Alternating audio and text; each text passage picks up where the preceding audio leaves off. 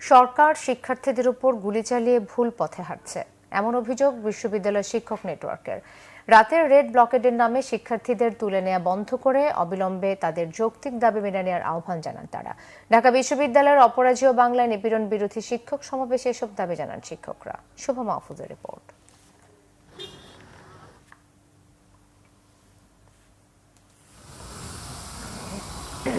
শাহবাগ থানায় জিডি করার প্রতিবাদে নিপীড়ন বিরোধী শিক্ষক সমাবেশ করে বিশ্ববিদ্যালয় শিক্ষক নেটওয়ার্ক। সমাবেশের শুরুতে কোটা সংস্কার আন্দোলনে নিহত শিক্ষার্থী ও সাধারণ মানুষের সম্মানে 1 মিনিট নীরবতা পালন করা হয়। পরে দেশজুড়ে শিক্ষার্থীদের উপর গুলি করে হত্যা ও নির্যাতন বন্ধের দাবি জানান বিভিন্ন বিশ্ববিদ্যালয়ের শিক্ষকরা।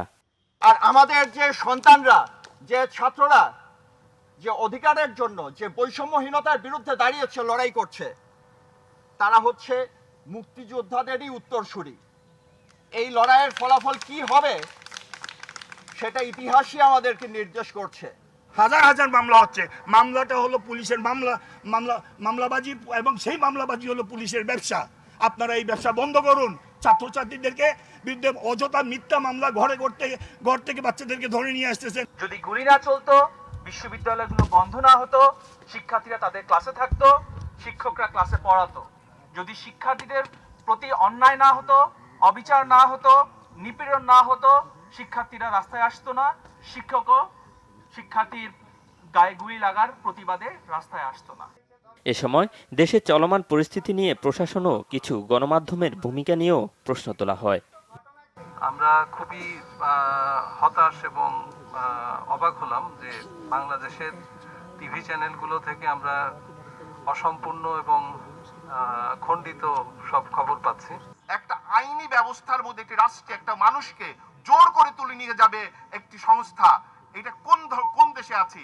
আমি হয়তো এখান থেকে বের হয়ে বাসা পর্যন্ত যেতে পারবো না, তখন হয়তো আমাকেও তুলে ফেলবে, হয়তো বা কেউ জানতেই পারবে না। আজকে যদি কিছু বলে যাই, এক পলক ঘুমাতে পারি, যেই বাবা মার বুকটা খালি হয়ে গেছে, তাদের ঘরে কি চলে, কোথায় আছে তারা, কিভাবে আছে?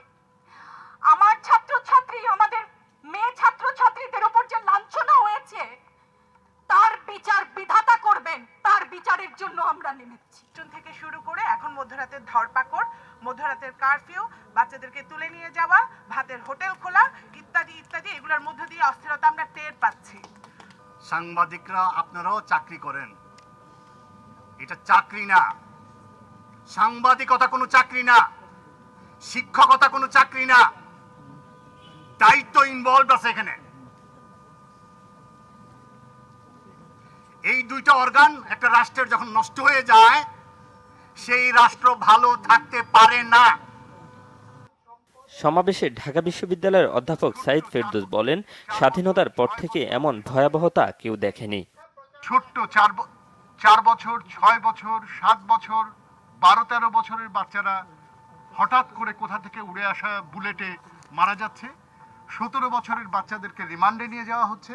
একটা রাষ্ট্র কতটা দেউলিয়া হলে এইরকম ঘটনা একটার পর একটা ঘটতে পারে? সরকারকে শিক্ষার্থী নির্যাতনের পর থেকে সরে আসার আহ্বান জানান শিক্ষকরা। শুভ মাহফুজ, বাংলা ভিশন, ঢাকা।